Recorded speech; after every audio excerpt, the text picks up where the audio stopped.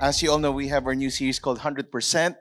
And this is really talking about the whole concept of the series is for us to understand. Because every time you hear a message about wealth or about material things, we would always say, you give your 10% to the Lord, not understanding that God owns everything. You own nothing, right? Everything that we have, our ability to produce wealth, all that comes from God. And I think that's a good starting point as we uh, study the Word for the next 2 more weeks on what it means to really say, Lord, yours is everything I have is yours. Right before I do jump off to the message, I wanted to call on a friend who would like to testify this morning to us. And we were planning to have her testify sana next week, pero wala siya next week. Sabi ko this week na, the church needs to hear the story. I met Marie here in church when we were in Discovery Primea mga 5 years ago. Parang tagal na yun. Okay, that was last year lang, no? And she was visiting the church. We got to talk, and then we went to Nepal on a mission trip, and that's where we really got to know her and her husband. And they are such a blessing to our church. They're such a blessing to the body of Christ. And I don't want to preempt her story, and that's why I wanted to call her because I believe even our series would really minister. Her story and the series that we have today is something that is so connected, and I want our church to hear her message and her story. So let's call on Marie Wamil to please come up here to share her story to us. Good morning, everyone. Who gave? Who owned? Who is it for? These are the lifelong questions that I've been asking myself, I've been answering, and that I wish for all of us to answer this morning. My journey in acquiring success, the story of a girl from a farm to fashion, the story of a girl from Nueva Ecija, the land of agriculture, to the land of passion in Paris, and the role of the definition of stewardship, the definition of ownership, the ability not to be attached in this so worldly tempting life. This is my meat of the testimony of Rosemary Owamil today. My business journey is a testimony of day and night. I have come from the very bottom of missing meals and being a house helper. A girl who, at the age of 8 to 12, works in the field. A lady who has only one underwear that graduated college. And so, to summarize it all, many bumps on her way to this stage. But today, I don't want to park so much on the hills that I've climbed, the floods that I came across, and darkness and wilderness that I personally encounter. What I will tell you are multiple breakthroughs of my life. So I encourage everyone to make it vertical and parallel it to your life. The story of my life is a big definition that God is alive. Page 1 pa lang to, Pastor. I'm a businesswoman for more than 30 years. Our business is into exporting of costume jewelry and bags based in Cebu. We export to the major cities of fashion, Paris, Milan, New York, London, and these days, we diverted into farming as part of our portfolio because we are farmers by heart. You can say that farming and passion is our business. I'm the ninth among my 10 siblings. And coming from family of 10 in Nueva Ecija, I must say we are an official representation of laylayan ng lipunan. Fast forward, by the grace of God, with the help of state college, with a mismatched sleeper, a fishnet bag, I am on to making way to the urban city to continue my journey. Being rich, becoming successful, to have a big house or a car is not something I urgently wanted. To survive the day is the priority. One good meal, I'll be happy. Having a business is not something that was introduced in my family or even in my neighborhood. To be a teacher, to be a soldier is the dream. The first resort to earn a handful of living so we can survive. This is the fastest way to get out of our province. You can say that my childhood life, I am a follower, ordinary. This is my childhood thinking.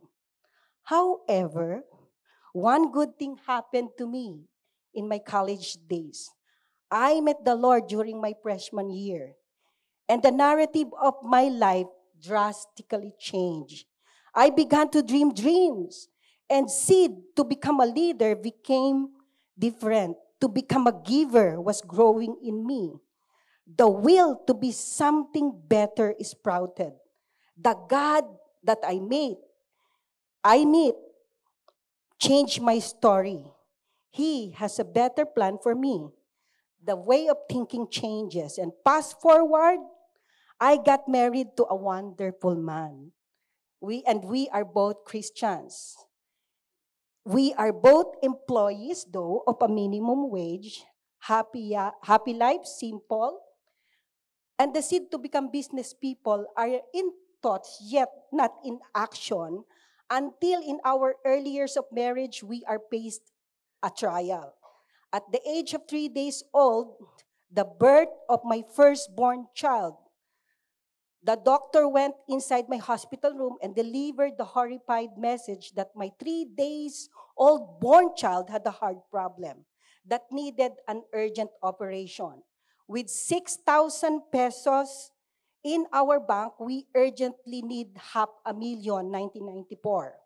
With the help of relatives and friends, and the doctor who agreed for an installment fee, the operation is set in motion.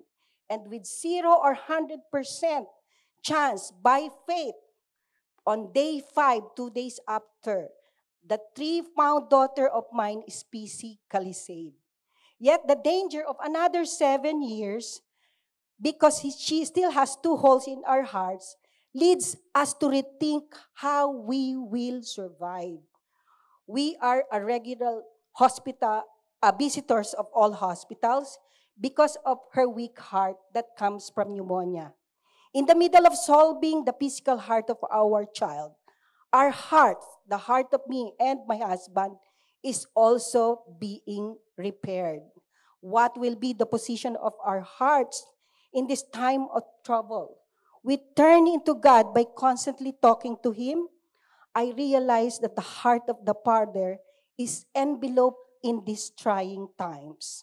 With another 7 years on standby to remedy the problem, meanwhile, we acquire financial problems. Debts are mounting. That is the sad reality. The trial in financial debt of wilderness continues by being separated from my husband because he went to become an OFW in Italy. With the help of LaSalle, my then school, they gave me a letter in DTI Cebu, and long enough, we attended a government show in Hong Kong.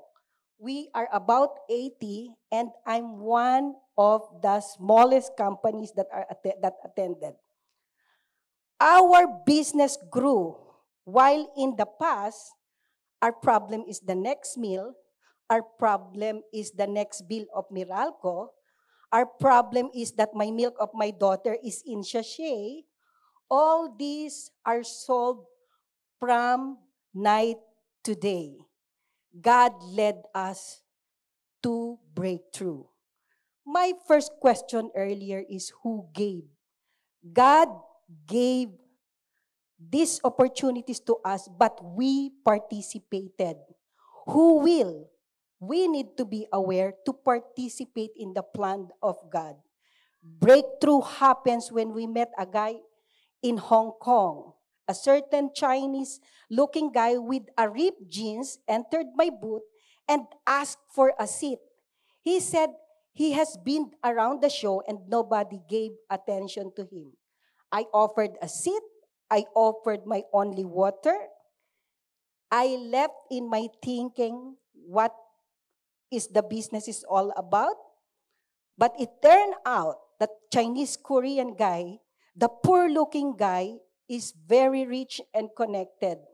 The biggest distributor of whole fashion industry in the United States and South America. And to make the story short, my then 12 square meter rental in our first office in Cebu became a building of 2,000 square meter, 1999 to 2004. Breakthrough. And who gave? God gave. God will be your connection, but you have to participate horizontally. Who owns? That is my next question. There are so many bumps along the way. I tell you, it doesn't happen. That night became day does not happen just like that. On our way to Paris before the pandemic, 7 brands were sent to participate. For the next 3 days, we have no order. And I'm asking the Lord, what happened? I prepared, I prayed, and yet it seems like I am the only one with no order. But you know what? The good Lord will protect you. 2 months after pandemic happens, the orders of the other companies were canceled and they lose a lot of money. Our balance sheet is healthy. Who is it for? The legacy of my validity of being His children can only be validated if my act of participating in kingdom mindset or kingdom participation is active in my life. Our business today is thriving and faith is strong. And I hope to show you what we're doing now. Yeah, that is our brand. The ability to comprehend the meaning of purpose will separate us, His children, on how we will conduct and behave on our journey in this so-called life. I have something entrusted by God, and it's not just for me.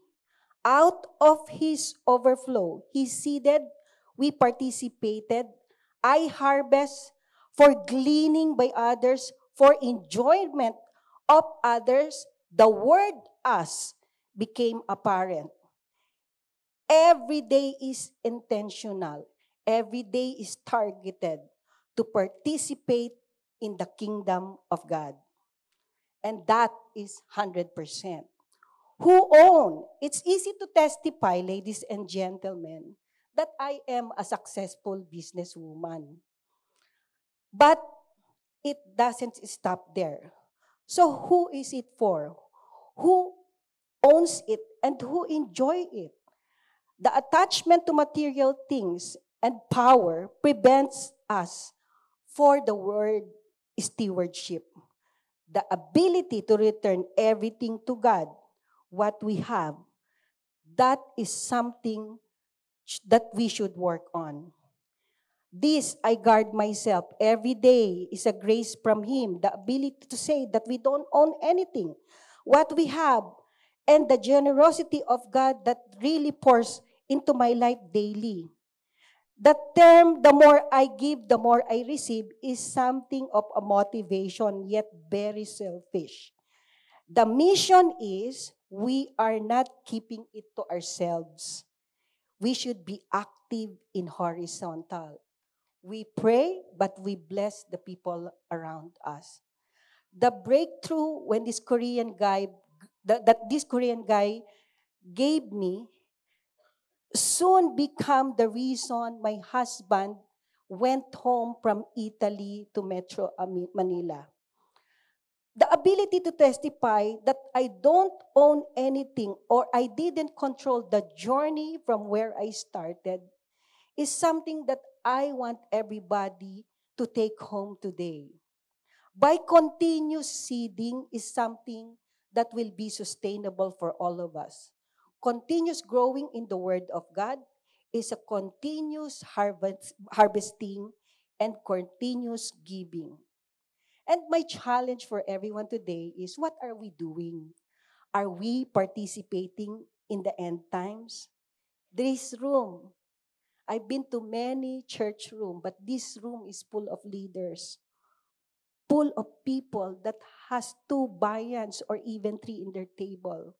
The question should be, Lord, what can we do for you today? What have we done lately to the Lord that does not require a return, that does not require transaction, horizontal and vertical? Who is it for? My attachment to the worldly view in the fashion business, and I know some are included in that industry in this room. It's easy to be friends with powerful people in this industry, with socialite, the who's who.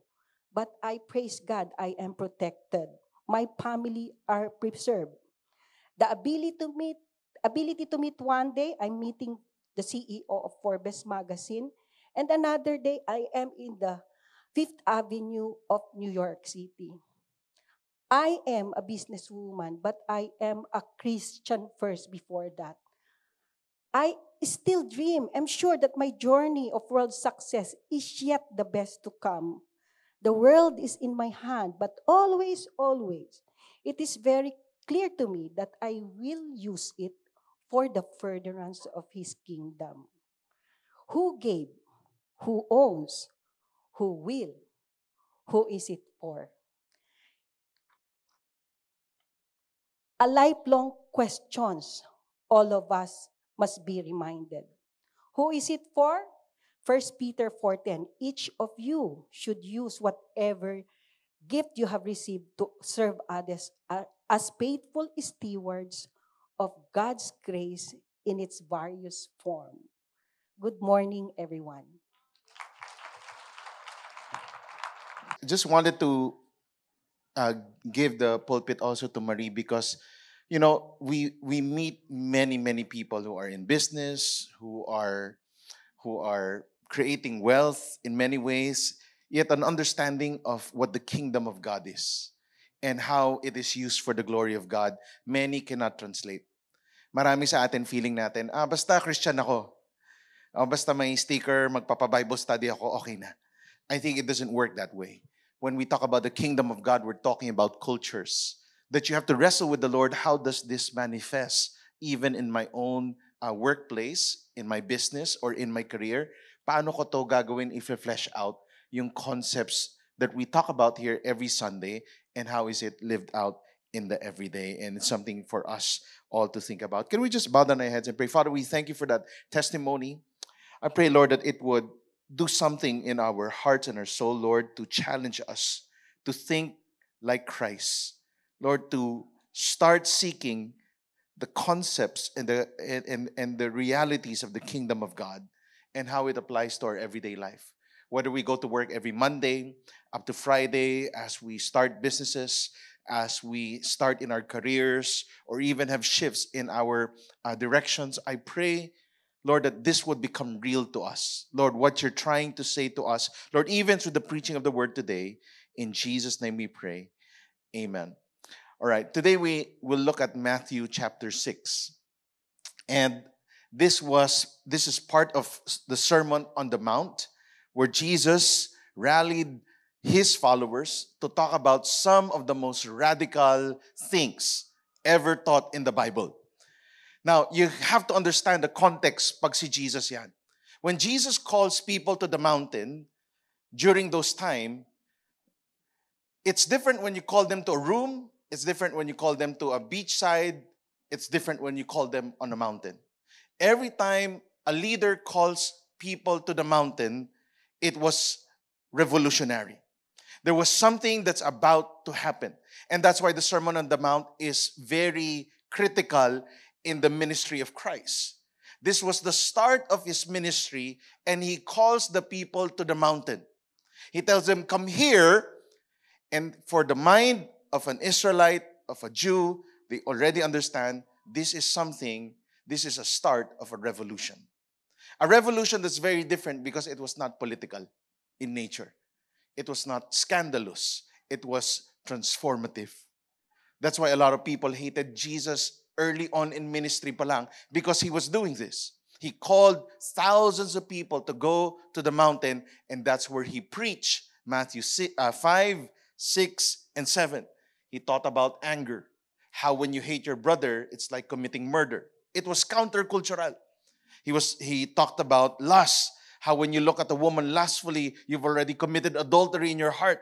So everybody was like, whoa, what are you saying? In short, this was kind of like a manifesto, how we are to live. It was a kingdom manifesto. That if you're part of the kingdom of God, this is the way we live our lives. And it was spoken on the mount. It was an introduction and a cry to embrace, number one, a new vision for the kingdom of God. From this day on, we live differently. Here's the vision. It was a countercultural way of living. You can't act like the ways of the world. You now embrace the ways of God. Thirdly, it was a call to transformative action, not just to application. A lot of Christians, they love application. Okay, you share a message, ano application? Parang Aesop's fable. What's the lesson? It's not like that. When you talk about Scripture and you preach Scripture, you have to understand it's coming from a power that can transform lives. This is not just another good enlightening lesson for everyone. This is something that translates to how I live my life. And that's why it had to happen on the mountain when Jesus preached this message. Today, we'll just look at a section of that sermon in Matthew 6, verse 19 to 24, where he talks about wealth, because that's our topic for the next 2 more weeks. In Matthew 6, verse 19, he said this, "Do not store or accumulate or hoard up for yourselves treasures on earth, where moths and vermin destroy and where thieves break in and steal." Right? If you're here for the first time, timing you're here. Okay? We talk about wealth. We talk about material things and possessions. Jesus calls on the followers to think counterculturally, and he tells them, do not store up for yourselves treasures on earth. You see, when you die before, and the kings would die, they would put all the treasures in the pyramid or in the tomb. Because in their minds, the dead or the deceased would bring it to heaven. Jesus was saying, it does not work that way. The world will tell you to accumulate or to hoard or to store up. And he tells his followers, do not store up. Do not hoard. Don't keep on accumulating wealth here on earth. If you look at an industry that has been a booming industry for the past 10 years, it's the storage industry. Sobrang gandang magnegosyo ng storage industry. Right? Storage industry or personal storage facilities, the main model is, I have too many things, it won't fit my house, so I'll put it in a storage, and I'll visit it every year, look at it, and say, it's safe. And I pay around 15 to 20,000 a month, Manila rate, all right? Or if you go to the States, a little bit higher, maybe times 2, times 3, just to store up things that you don't use and make sure it's there, and I'm not giving it away because it has sentimental value, right? This is the storage facility. We have loved ones, and I took a picture of some of, not mine, okay? But I saw this, and I said, wow, it's 3 rooms full of stuff that's not been used for the past 10 years. So I was calculating, and I was telling that person, you have to give this away. Donate, sell, do something about this. No, I cannot. So I said, here's how much per room costs. Chinese na Chinese, no? It's 20,000 per room. You're losing 60,000 a month. And that's close to 700,000 a year because you're not willing to give up. Sayang eh. You're losing 700. Give it up. 700,000 or old stuff? No, I cannot. You see how crazy it is? How people think? Because I need the stuff. Jesus said, do not store up for yourselves. Yung iba, not a good time to go to church today. Okay, why did I choose today?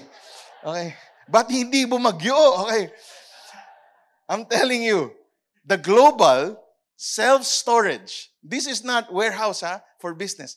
The self-storage industry has expanded with significant growth projections for the coming years. Last year, the industry generated worldwide $56.8 billion.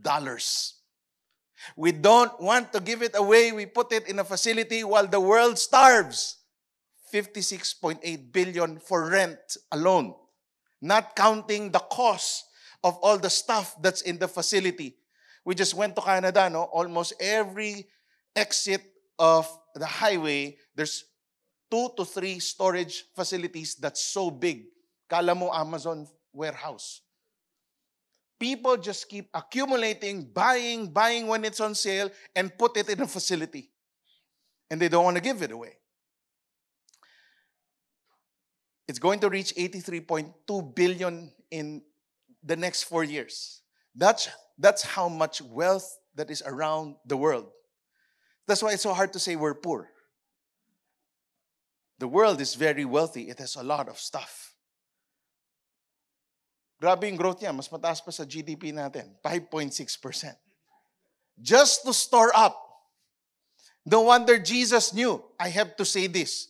And this has to be quote, Matthew, quote mo to. Lagay mo to, pang Instagram to, Matthew. Record it. Do not store up for yourselves treasures on earth where moth and rust destroy and where thieves break in and steal. Right? In short, we are living in a material world. And I am a material boy, okay? It's the truth. Right? We're renovating our house and we've been decluttering for the past 2 years. We've given away balikbayan boxes to organizations and we've been selling stuff. Yeah, we don't need this anymore. 2 years. Never ending. Pag December, eto na naman. May toaster ka na naman makukuha, may plato ka na naman makukuha. Sa ako na naman lalagay ito, di ba? Guys, bigay nyo lang sa iba, huwag nyo na kaming regaluhan. Okay? Pag-pray nyo na lang kami. Or bigyan nyo kami ng mas malaking bahay if you want. Right? But please, stop giving us stuff. Why? My daughter, no, Dad. Okay. You are living in a material world, okay? Okay.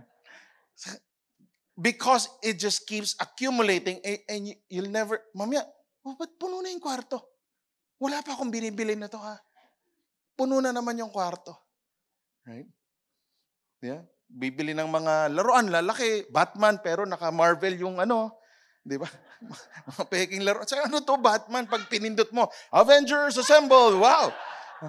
But it takes so much space. It's like one big box na may red dito, di ba? Parang Care Bears yung dating. Pag pinindot mo, Avengers Assemble!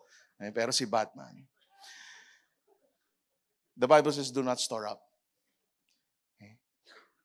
I think Jesus was driving home something here. He was saying, do not accumulate or hoard. I think all of us are guilty. I'm guilty. Sa totoo lang, I'm guilty. Ilan ba talaga kailangan kong collector din ako na nagtatanggal na eh. Yeah, I'm just giving it away. I collect a lot of books. I don't read it, I just collect it. Why? It makes me feel wise. Yung pagpasok mo, wow, books. Achoo! Allergy tuloy ako. Dami kong books eh.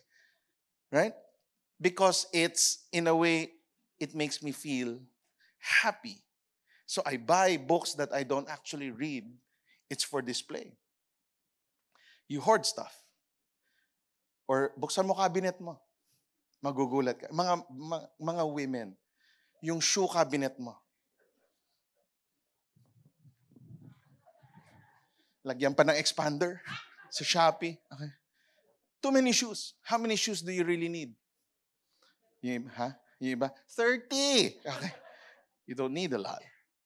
But we accumulate stuff.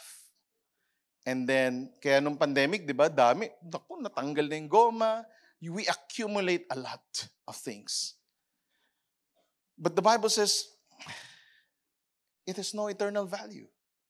In fact, it goes down. Most of the things that we have goes down in value. Yet the world teaches us, if you have those, ayos.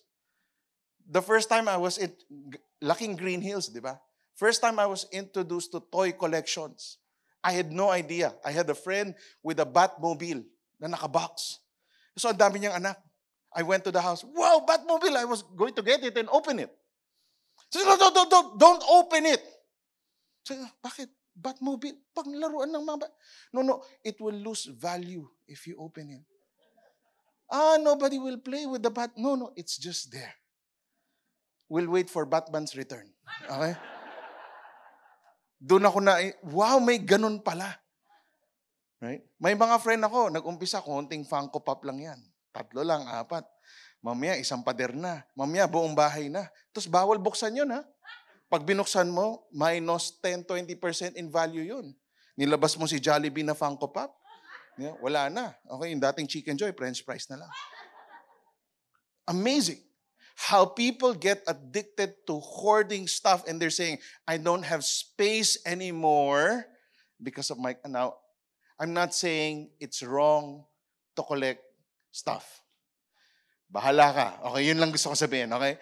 I'm just saying, si Lord na bahala. Mag-usap kayo ni Lord kung okay pa ba yan o hindi. There comes a point where it's like, brother, that's crazy already. You're hoarding already. You're accumulating already. And later I'll explain.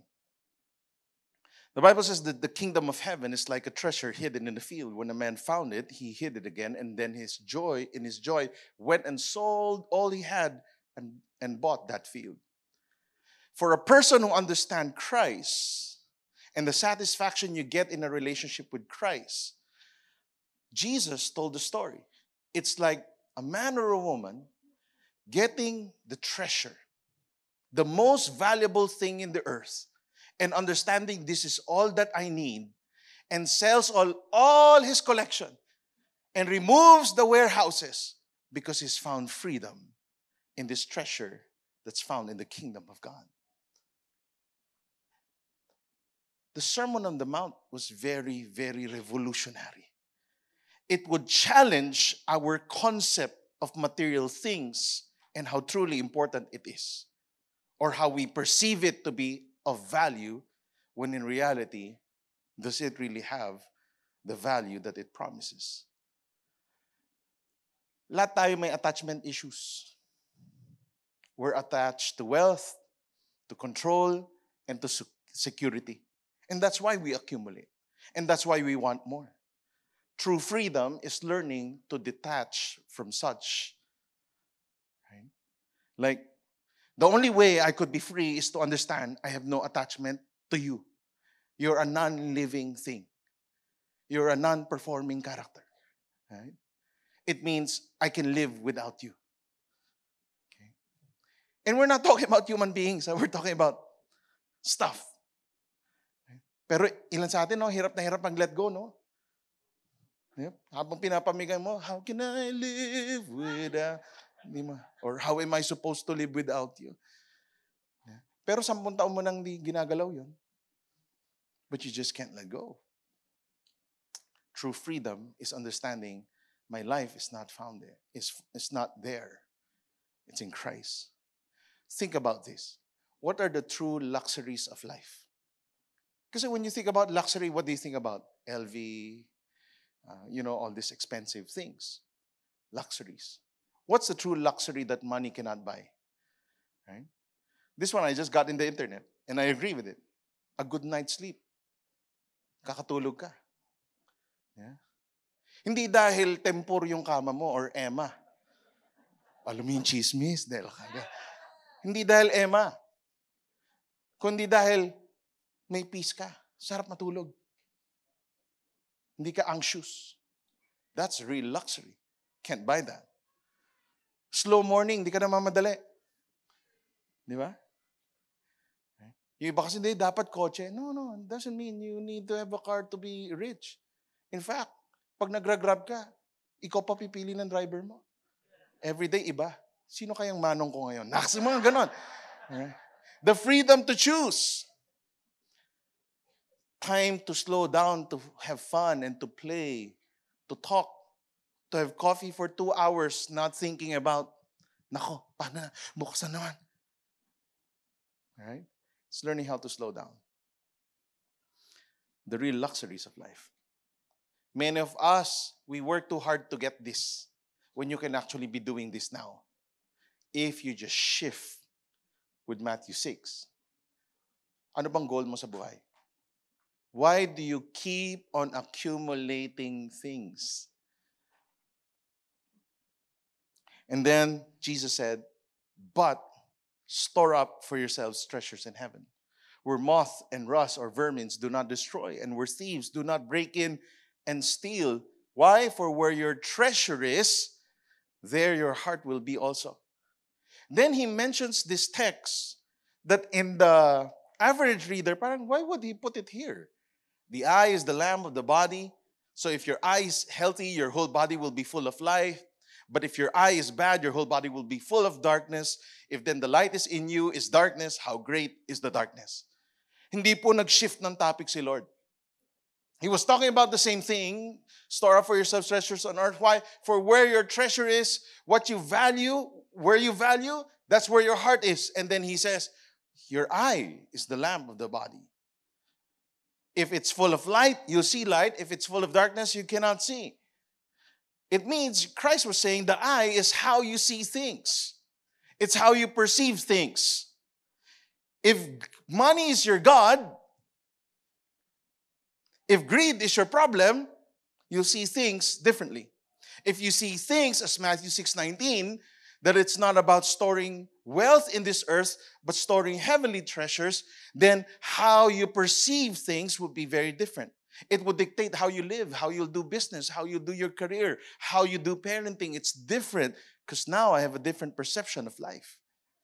I just have to receive whose truth I want to believe. And Christ was saying, I am the way, the truth, and the life. Well, the world tells you you need to accumulate, hoard. Christ is saying, learn how to detach. That's where true freedom comes. Now you can have me. In the Message version, it says, your eyes are windows into your body. If you open your eyes wide in wonder and belief, your body fills up with light. If you live squinty-eyed, kaya atay mga Chinese, singkit, no? Okay? Squinty-eyed in greed and distrust, your body is a musty cellar. If you pull the blinds on your windows, what a dark life you will have.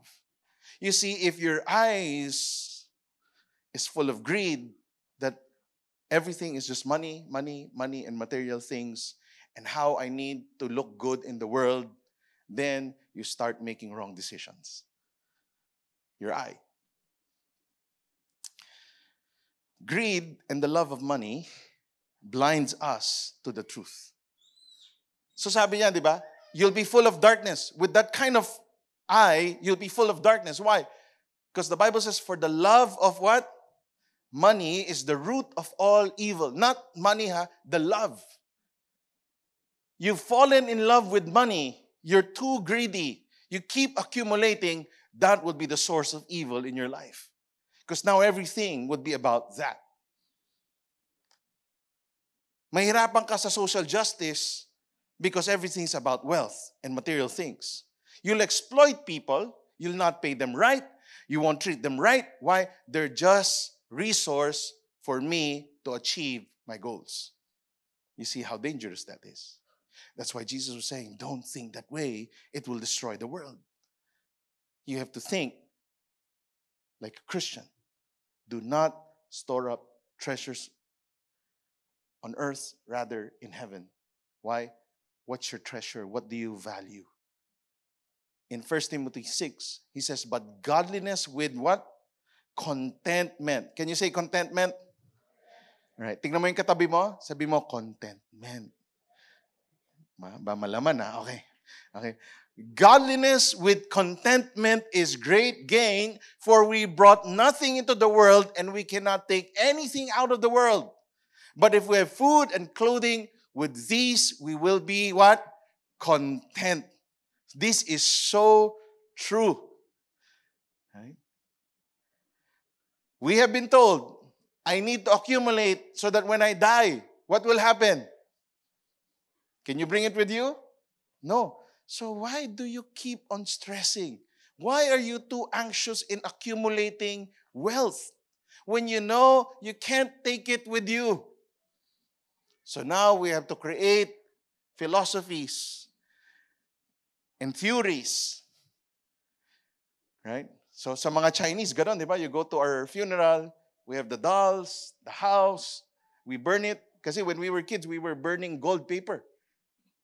We didn't know. Basta inutusan lang kami. Dami. Ito, gold paper.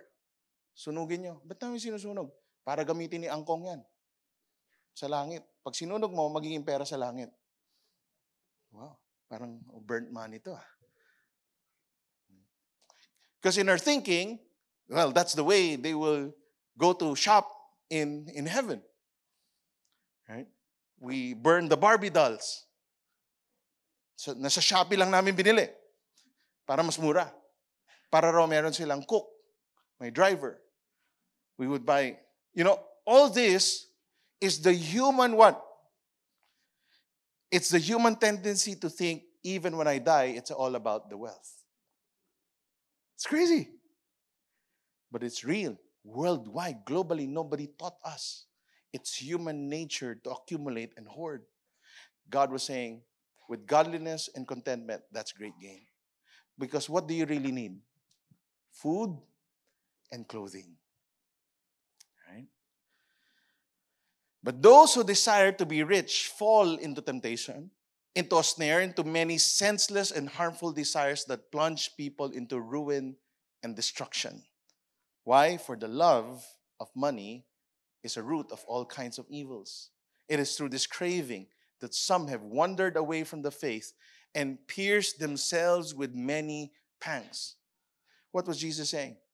When you fall into the trap that money is God, and that greed is good, and that it's all money, pera lang, he says, then evil has come upon you. He was not rebuking the rich. He actually tells the rich, be a blessing to the world. He was rebuking greed among the rich and the poor. Alam niyo ba, mga poor people can also be very greedy? The same way as the rich are. Magkapatid lang yan. So you wander away from the faith because you understand it's all about Christ and Christ is what I need. But now the world is telling me, but I need something else to complete me, to make me happy, to satisfy me. And so now I try to accumulate more than what I actually need. But if it's only money these leaders are after, they'll what? Self-destruct in no time. Lust for money brings trouble and nothing but trouble. Going down that path, some lose their footing in their faith completely. And what happens? They live to regret it bitterly ever after. You see, if you're greedy, there will always be what? Regret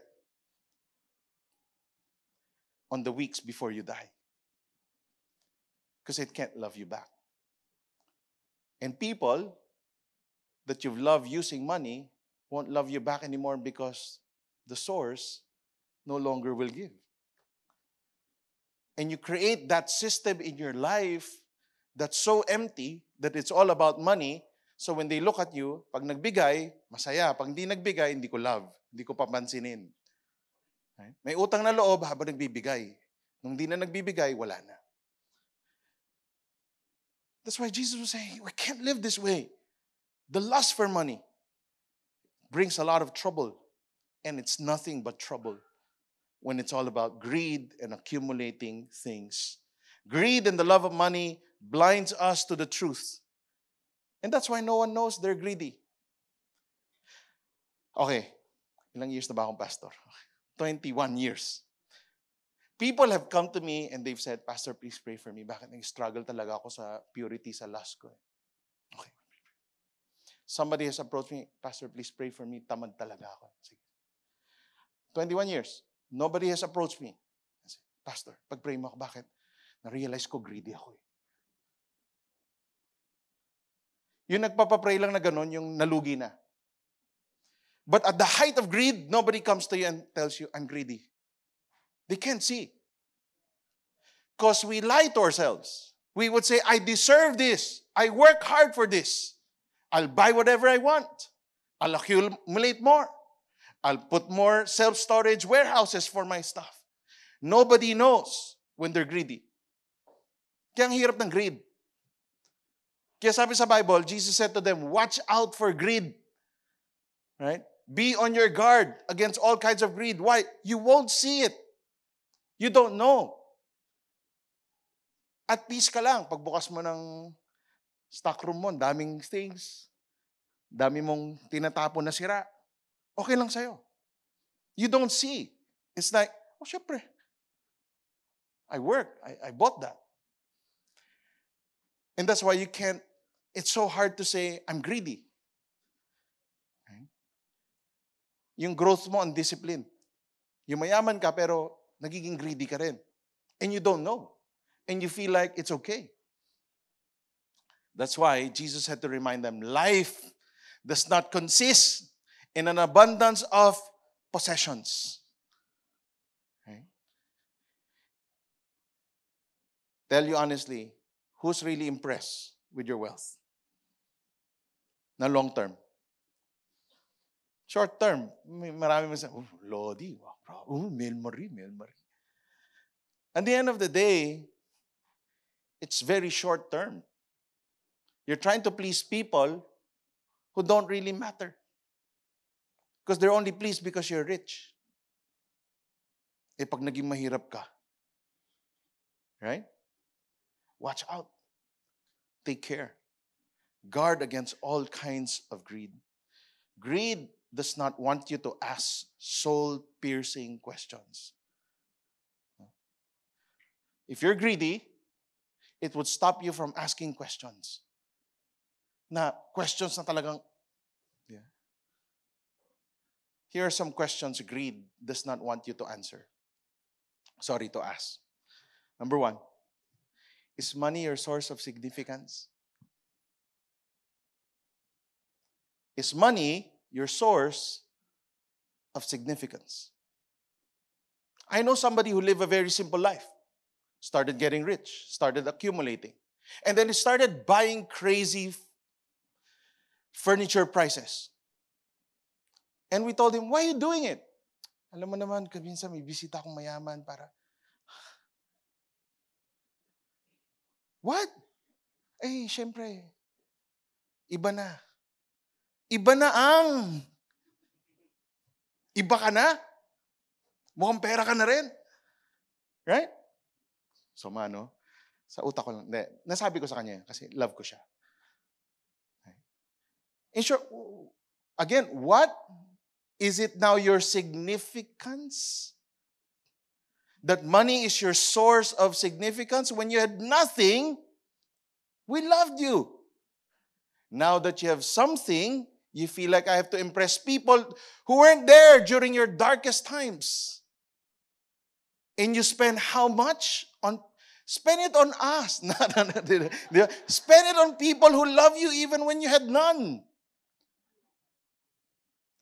Invest in kingdom causes. Why? Is money your source of significance? Sa totoo lang, tayo, brand conscious tayo sobra. Source of significance eh. Iba talaga eh. Iba talaga pag branded suit ko, hindi Makati. Eh kami nagsusupply sa Divisoria niyan, alam ko yan. Huwag mong sabihin. 60 pesos lang yan per yard. But you buy it for 15,000, 8,000. Because there's a brand. Now, it's not a sin to buy brand stuff, but what's your motivation? Is it significance? Why are you doing it? Is money your source of significance? Or yung lagi, di ba, pag tinatanong mo, ang laging sagot niya, ito ginagawa ko, ito ginagawa ko. Is money your source of significance? Most of the time, we ask a person, how are you? Lahat na lang na achievements, kunento niya. I'm not asking what you have achieved in life. I'm asking, how are you? Is there joy in your heart? Are you really okay? Are you living in sin? Ito nga, nakabili ako, pangatlong kotse ko na eh. Hindi ko tinatanong yung kotse mo. Na, nabilang ko, bago pumasok ng bahay. I'm asking, how are you? When money becomes your source of significance, everything is about accumulation. Another thing greed does not want you to ask is money your source of security? Applies to both people with money and people with no money. Na-anxious ka, bakit? Ang dami kong pera eh. Yung iba, sana all. Dami ko, saan ko lalagay? Right? Is money your source of security? Are you emotionally down when things are not going as well financially? Maybe money is your source of security. Right? While for those who have no money, you feel insecure. So anong mga attitude mo towards the rich? Galit ka. Lahat ng mayaman, evil. Oh, it says something about your heart. Even rich people are created in the image and likeness of God. And they work hard to get where they are. Some. Others, I don't know how they got it. Okay? Just watch the news, okay? But many actually worked hard. But you despise the rich. Why do you despise the rich? Well, the rich disrespect the poor. Ba't ka nang tingin mo sa dahil mas wala siyang pera? Ba't sa ibang table siya tapos ikaw sa ibang table ka? It shows significance in security. Greed does not want you to ask those soul-piercing questions. Why? It reveals what's in the heart. For where your treasure is, there your heart will also be. It would show how shallow you are. It would show that it's all about the money. And that's why Jesus tells us, do not store up for yourselves treasures on earth. I'll read it again. Where moth and vermin destroy and where thieves break in and steal. But store up for yourselves treasures in heaven. Where moth and vermin do not destroy, where thieves do not break in and steal. For where your treasure is, there your heart will be also. What is a treasure? When you say treasure, treasure means if I have this, then it's all worth it. There's nothing missing in my life anymore. That's a treasure. I found the treasure. Right? That's why when you tell your wife, I treasure you, it means wala ka ng ibang babae. Because I treasure you. Right? It means I've got it already. I'm fulfilled. I'm content. Because I found the treasure. When Tolkien wrote Lord of the Rings, Gollum was one of the main characters, right? And this was talking, and you know naman si Tolkien, Christian kasi si Tolkien eh. So kaya ang daming Christian analogy sa story. He was talking about the ring. The ring was the precious, right? Gollum named it precious.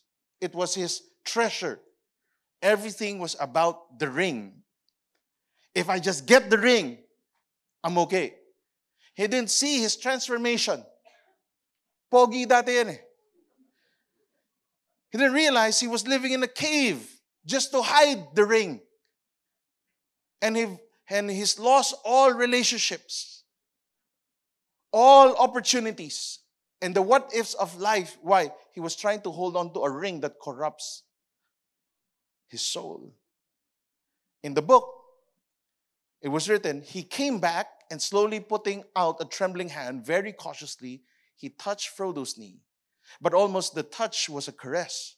For a fleeting moment, could one of the sleepers have seen him, they would have thought that they beheld an old, weary hobbit, shrunken by the years that had carried him far beyond his time, beyond his friends and kin, and the fields and streams of youth, an old, starved, pitiable thing.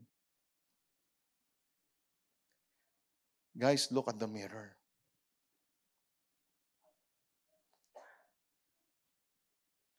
Sometimes we look like that.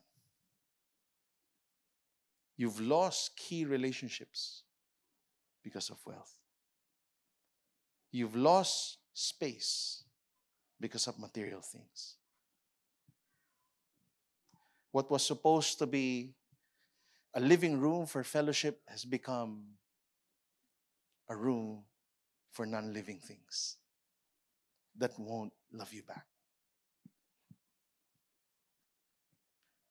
What was supposed to be things that would have enhanced the relationship are now the things that's blocking you from enjoying relationships. What could have made you closer to God, na grateful ka, blessed ka because you're blessed, now has become the one that led you away from God. Something to be pitied. Kakaawa daw. Ask this question. What precious are you holding on to?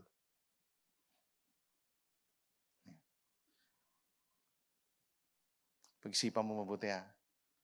Tapos mamayang gabi, puntahan mo siya. Hawakan mo. Sabihin mo, my precious. Tapos tumingin ka sa salamin.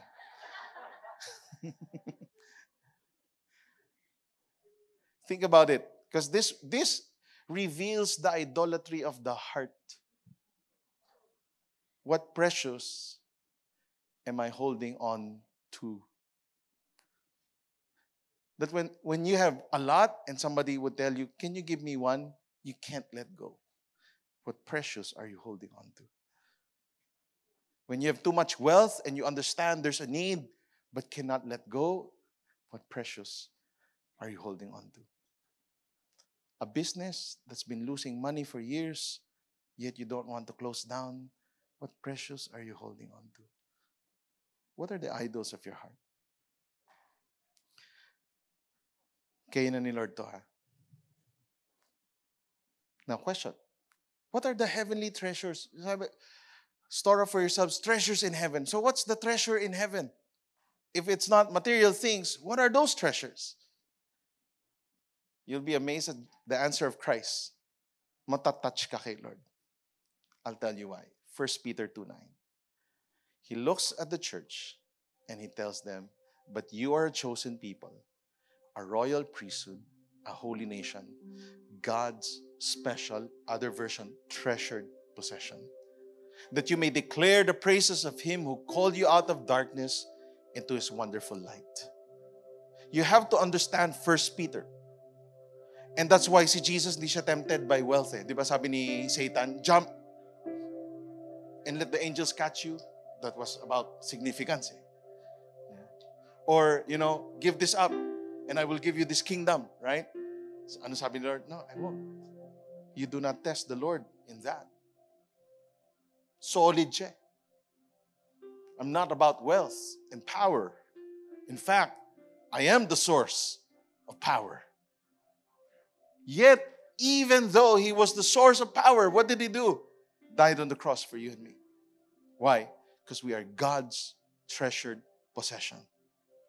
The heart of our message, the gospel, is that we are sinners.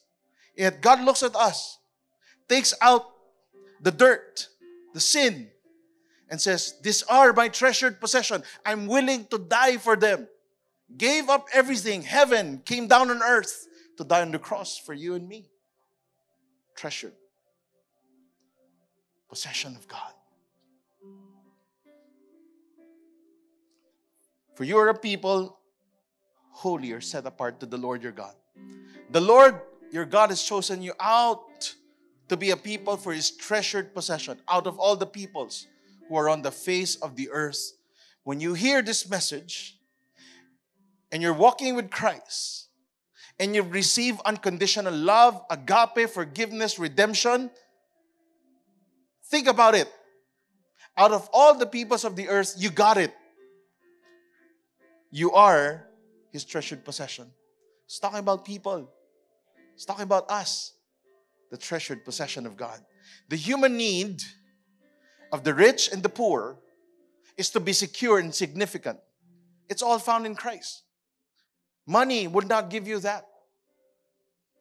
It's found in Christ. who knew us fully yet loved us fully by His sacrifice on the cross. Gusto mo ng significance? Sabi ni Lord, significant ka sa buhay ko. You are my treasured possession. You're the apple of my eye. You want security? I died for you. Nobody can snatch you out of the Father's hands. You are secure in Christ. Yet the world tells you it's never enough. It's never enough. Have more. Accumulate more. Mas mamahalin ka pa ng ibang tao pag mas marami. Pag successful ka, mas mapapansin ka. So you live the rat race. Yet you're tired. Because you're looking for significance and security that only Christ can give. And that's why you struggle. A personal application for all of us is this. Is to invest in eternal things. What are eternal?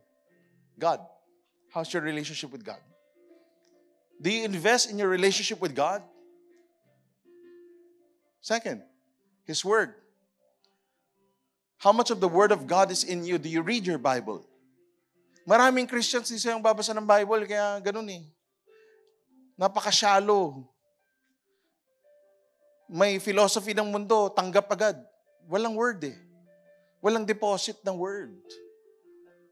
And so it's easy to shift perspectives. And we can't receive Matthew 6. Why? There's so much of the worldly philosophy in us. And that's why this is a manifesto, the Sermon on the Mount.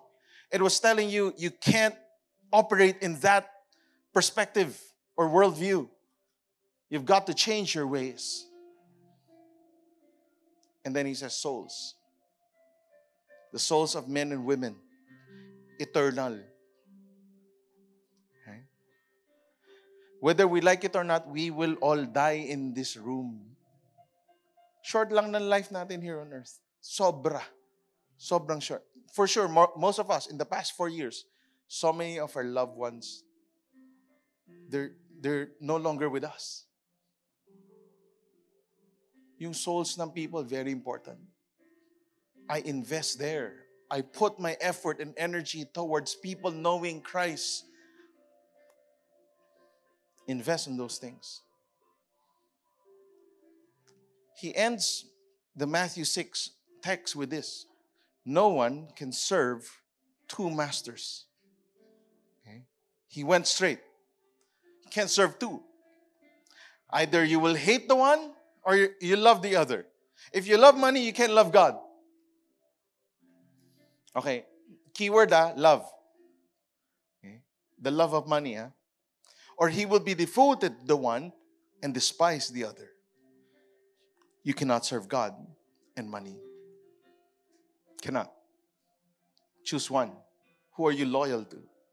Who are you devoted to? Yung life mo, yung energies ng life mo, where do you put it? Why would I do business? Why do I want to earn? Why do I want to be rich? Why do I want influence and leadership? Can't serve two. You only serve one. Okay. I want to end with this. How to know if money don't, how to know if money don't master you. Okay. Chinese gumawa ng keynote nito. How to know if money don't master you. Pwede. Pasok. Pasok. Okay. Pa-change na lang ng grammar. Okay. Number 1, is you have to, you treat both rich and the poor with the same dignity and respect. I'll use John 3:16. For God so loved the world. Jesus, when He died on the cross, hindi yung, I die for the rich. Ayan yan, influential yan. 3 million followers, I'll die for you. No. God so loved the world. Everybody in the world. Both rich and the poor, urban and rural. Doesn't matter. God so loved. You treat both rich and the poor the same. With dignity, with respect. Okay? Secondly, you move in generosity. Maluwag. Luwag mo. You just move in generosity. Why? God gave His one and only Son, Jesus. Move in generosity. Thirdly,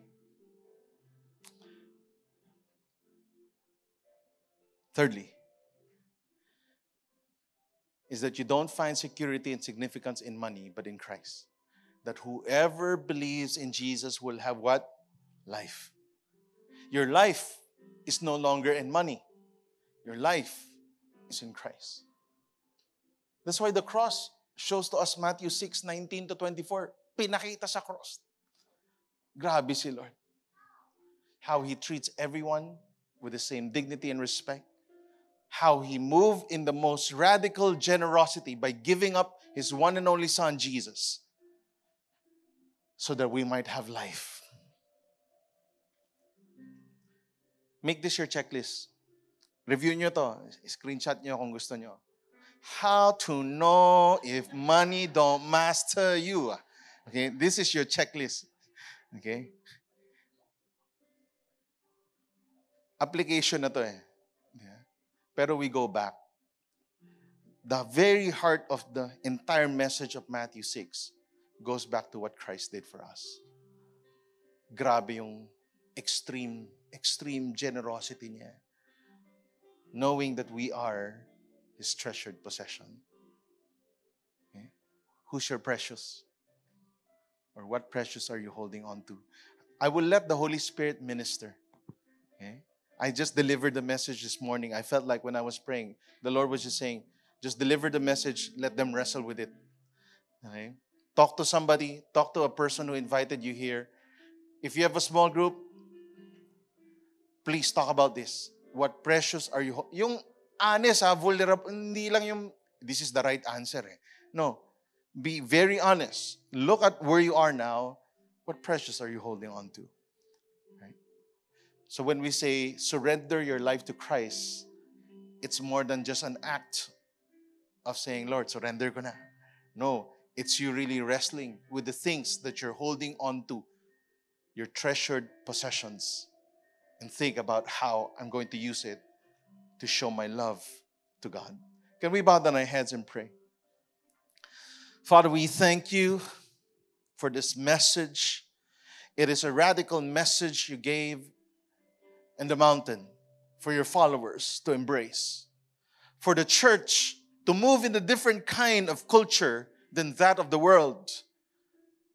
Lord, it is you exposing idolatries of our hearts, of greed, of money, of wanting more, of power, of lust, and challenging those by showing to us it does not give life, it gives death and destruction. And with so much love, you point us to the alternative. Store up for yourselves treasures on earth, in heaven. Lord, teach us to put our energy towards the things that are of eternal in value. Things that the world, they don't value. Your word, the souls of people, evangelism, and our relationship with this triune God, the God of the Bible. Lord, I pray today, do your work in us. I pray that we would wrestle with this. Lord, harapin namin to. Lord, tong tension that is in our soul, that has shaped us for many years, even as Christians.